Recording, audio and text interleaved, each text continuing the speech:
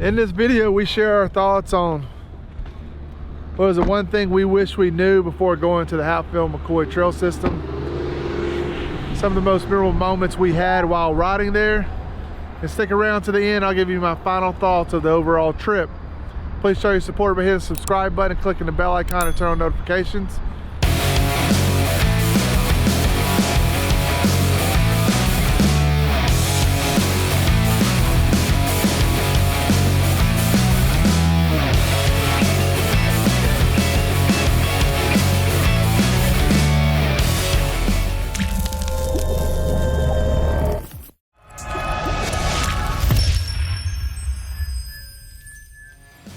All right, what is the one thing we wish we knew before going to the Hatfield McCoy trails?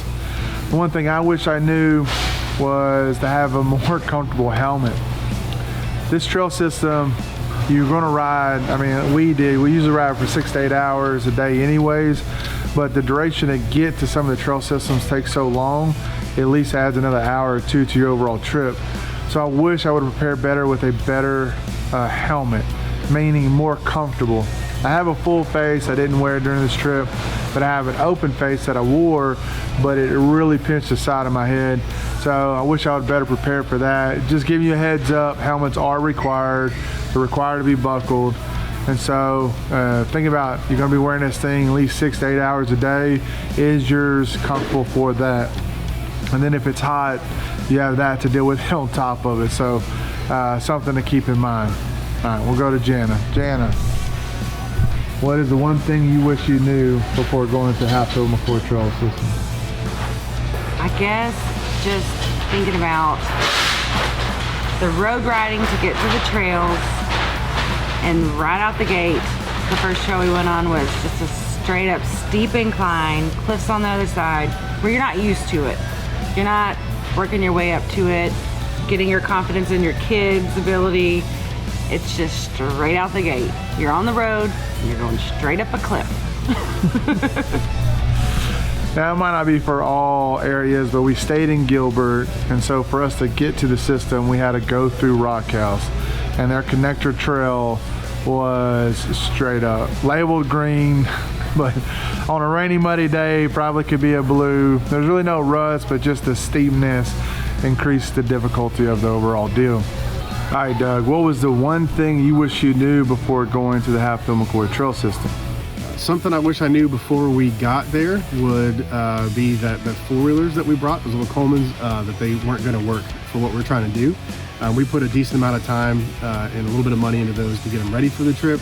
When we got out there, we didn't make it 20 minutes and found out they weren't going to work. They couldn't get up the hill on the connector trail to the actual trail system. So it would have been nice to know that before we left, because then maybe we could have bought a Rzr 200 before we left for the trip and saved us a 5-hour drive each way while we're there to get one. So that would have been helpful to know. All right, so we're gonna move on to what was our most memorable moment, and we'll start with Miss Cambry. Cambry, what was your most memorable moment of the trip? My most moment was going to the part that had the swing and the monkey. What was that swing called? Almost heaven. Almost heaven. I think it was at Death Rock. Yeah. The Death Rock. Was that pretty cool? Mm-hmm. Did you find all the monkeys? Mm-hmm. Awesome. That's a good one, Cambry. All right, Colt. What is your most memorable moment of the trip? My most memorable moment was when we went to the Devil's Backbone rock formation and a mountain goat greeted us. It greeted us. She was coming in hot, right? Yes. So, me and Case were climbing on the climbing, right? So when you saw it, it kind of looked like a wolf, coyote, whatever. So when you scared us to get down, I'm like, oh, we're in trouble. Was that a fun goat though? Yes. Also peed and pooped everywhere.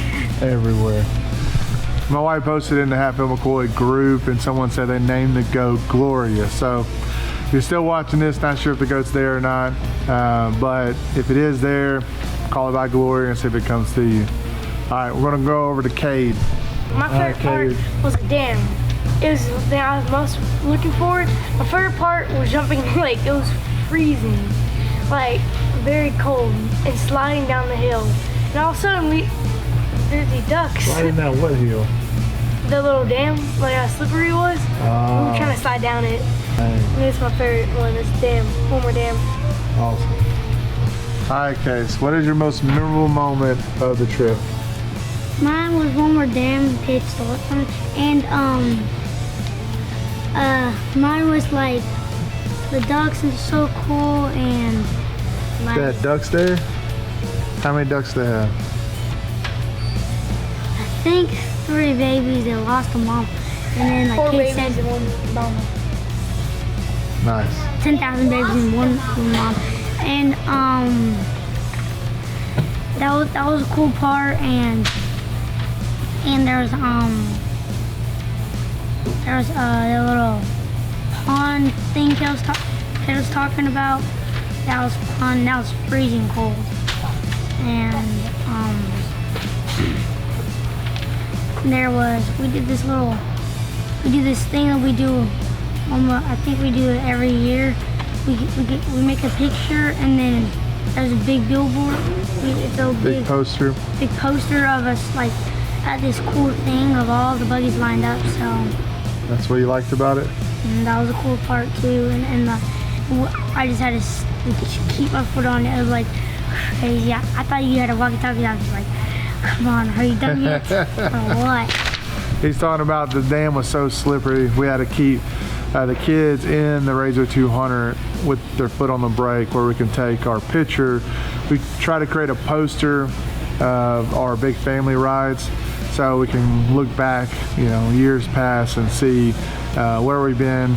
And so because day 3 was so difficult and created many memories, maybe not so good ones, we figured the Wilmer Dam was the best way to encapsulate the Hatfield McCoy ride.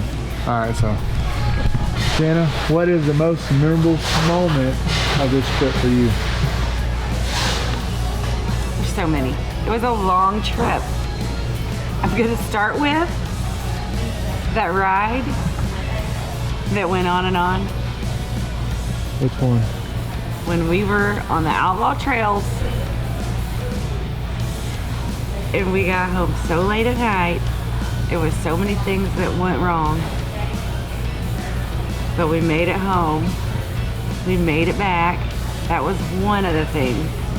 But also, something that I think we're taking from this trip was finding the rock. That was super fun. I found a rock, a painted rock. Somebody had hid it, and they wanted you to post it on Facebook, and the person that did it actually saw my post. So I'm thinking next time we go on a trip, we all get a rock and we paint it and we decorate it and we hide it on the trails and we see where the rock goes. That was a super fun thing. That'd be pretty cool. I have another favorite. What's your other favorite? My other favorite was going through the tunnel and with all that mud. And I have another favorite, Mom scratching the buggy. My most memorable moment was just learning about the history of the area and seeing how deep those roots run between the families that aren't Hatfield and McCoy. It was pretty cool to be able to walk through some of the historical spots. Devil Backbone Rock Formation was pretty cool. Overall, probably the best rock formation we saw was probably my favorite was the one at Rockhouse. That was a pretty unique thing that we were able to experience. All right, Case has to add something to his favorite thing. Case, what is the thing you want to add to your favorite thing? Well, so like when we went to the favorite place Kimberly liked, forgot the name when we went there. Almost Heaven Swing. Almost Heaven Swing when we went there. So we hit the rock, and then the next morning I saw the on. It wasn't on anything. Oh no, it was on Facebook. someone posted, she found it, and then she was swing on the swing, and then she saw it, so I took a picture of it.